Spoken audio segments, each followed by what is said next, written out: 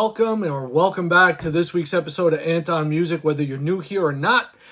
So this week, no big box sets. Another week, no box sets. There's not stuff coming out. It's not box set season like it gets closer to the holidays. But there are some box sets coming out in the weeks ahead. Of course, when I get them, I'll share them with you.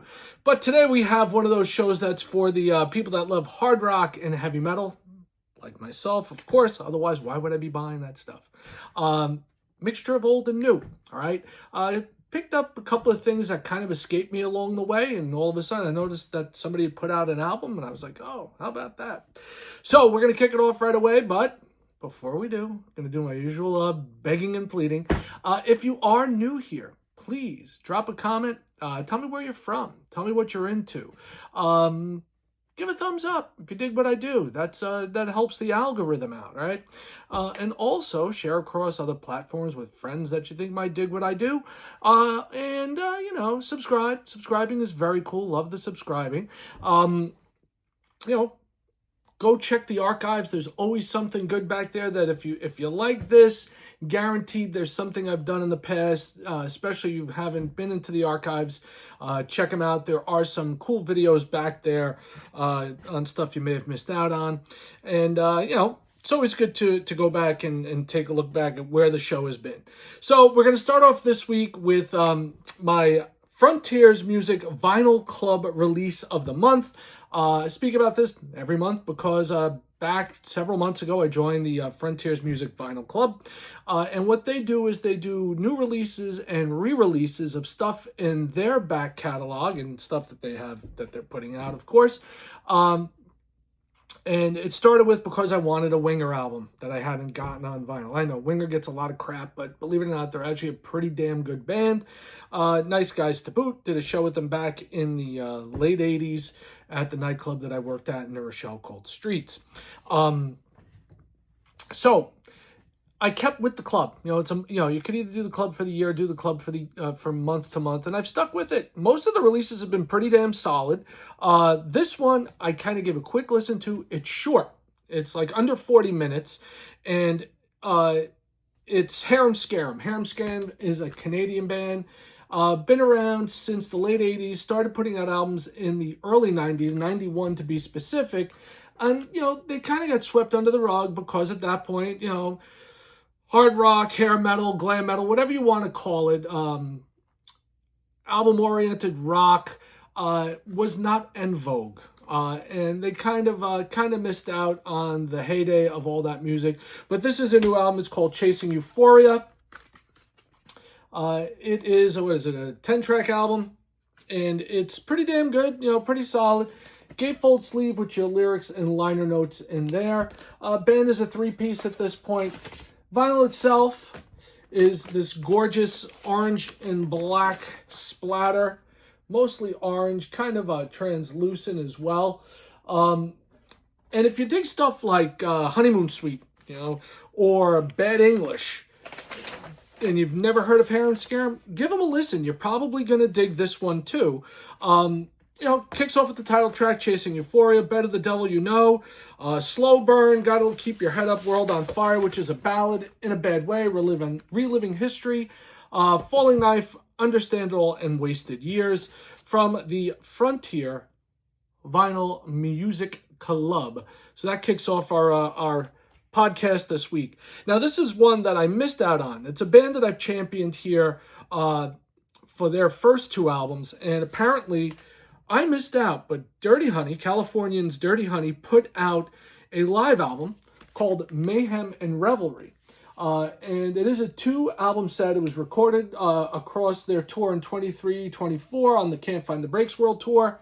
It's on Dirt Records, okay? And obviously it's called Mayhem Revelry, and they are a very cool young band. If you dig Great White, that bluesy hard rock sound from the late 80s, kind of Zeppelin-esque, but not like Greta Van Fleet, like rip-off. Lead vocalist sounds hauntingly like Jack Russell of Great White. Mark LaBelle. Not the Mark LaBelle that I went to school with when I was in high school, but a different Mark LaBelle. This Mark LaBelle. Although my Mark LaBelle would probably give you the finger as well. And, you know, Johnny Noto on guitars, Justin Smolian on bass, and Jadon Bean on drums. Vinyl's basic black, nothing really to shout about there. But the set is good, and it's fun, and it's loud, and it is straight up hard rock and roll. Very good live album from the band. One LP was done here in the States. The other one was done across Europe. Actually, I shouldn't say here in the States, across North America, because they have tracks from Canada as well. You got kicks off with Won't Take Me Alive, California Dreamin'. Not the Mamas and the Papa tune. This is their tune, California Dreamin'. You get Heartbreaker, also not Zeppelin, their tune. Dirty Mind, Tied Up, Coming Home, Another Last Time, Rolling Sevens, Can't Find the Brakes, Satisfied Rome, The Wire, Don't Put Out the Fire, Scars, When I'm Gone, and When You Make It All Right. So it's a damn solid album. Apparently this came out last year, and I don't know how the hell it slipped through the cracks on me, but you know, came across one of my feeds. I was like, holy crap, Dirty Honey put out a live album? I got to check them out. If you dig the Black Crowes too, you know, it's like, even though they're from California, they've got a bit of that boogie in their soul, and it's a pretty solid album. And it's a great way to check them out and get a good look at their entire catalog, because they're only 2 albums deep. So good one to pick up. I've been digging this all week since it arrived. Next up, gonna get a little proggy and also a little froggy. Talking about Colonel Claypool's Fearless Flying Frog Brigade. You say that 10 times fast. And this is Return of the Live Frogs, Volume 1. Now, it's kind of funny because, like, you have the Harem Scarem album, which is 10 tracks, and it's like 38 minutes. This is a mere 4 tracks, and it clocks in at like 41 minutes. Claypool, Sean Lennon, and company really stretch out. And I didn't see this particular show on this tour. This was the Hunt for Green October tour. I saw them in the summer previous, and they're just amazing. The way Sean Lennon and Les Claypool play off each other is fantastic. On this one, you get, like I said, 4 tracks. You get Up on the Roof, Phantom Patriot on side A, which each track clocks in at over 10 minutes long. Then you get Dee's Diner at over 7 minutes, and Cosmic Highway at a whopping 14 minutes and change. And you get your liner notes and track listing here, and considering it's the Return of the Live Frogs Volume 1, I'm assuming that there's going to be a Return of the Live Frogs Volume 2. And if you remember from the first time that Claypool's Flying Frog Brigade put out 2 live albums, one of them was Pink Floyd. Now, Primus had done a tribute to Kings. Wasn't done by the Frog Brigade, but who knows what we're going to see as far as seeing what they're going to put out live if and when a Volume 2 ever appears. And if you've been watching the show for a while, this little flying froggy might seem familiar because I do have a tour shirt from when I saw them at the Capitol Theater in Port Chester, New York. Great night, great sound, great set list, very bizarre. And if you haven't figured it out and you're terrible with reading things or seeing things, but you can read, bear with colors, that is green vinyl, as explained to on the sticker here. So the Frog Brigade flies again. Colonel Claypool, Sean Lennon, and company getting it all together, and I'm here for it. I dig it. You know, it's like I love Claypool stuff. The weirder, the better. Okay, so check that out if you haven't seen that one already. Came out about a week or so ago. Finally arrived. When it showed up, I was thrilled that I finally got it. Next up is another band that's been around since the 80s, okay? And I gotta admit, I've never really liked their cover art. I never felt it really suited the band. It was always, in my mind, a bit cartoony, with the exception of the past couple of albums. The early stuff, not so good. But, you know, they had some stuff later, it's got better. Talking about John Bush and Armored Saint. This one is on amber marble vinyl, and this is a cool cover. You know, not that that's the be-all end-all, to quote Anthrax, not Bush era either, but it is a cool cover, and it definitely fits the music contained within, and it is a solid album. I mean, John Bush sounds incredibly good on this album. I like the touch that came with the insert with your lyrics, liner notes, and photos right here. And this paper sleeve, which is lined, which is great, so I don't have to swap out the sleeve. And this is on that amber marble vinyl with the Armored Saint on the label. Very cool looking, and the music itself is good. Apparently, one of the tracks on here called Buckeye, I guess one of John's children has made it to college in the Midwest, and he's become a Buckeye. You get some great tunes on this one. Kicks off with Close to the Bone, which is really good. Every Man, Any Man, another good one. Not on Your Life, Hit a Moonshot, mentioned Buckeye. Compromise, It's a Buzzkill, Throwing Caution to the Wind, Ladders and Slides, Bottom Feeder, and an epilogue. Definitely one of the more solid albums that I've heard as of late. And if you dig Armored Saint, you're definitely going to dig this one. I like it a lot, and it's been in heavy rotation as well over the past week or so. Next album was a bit of a surprise, okay? And reason being is this, all right? I have unabashedly bashed Geoff Tate since going solo, all right? I think a lot of the solo output has been mediocre at best.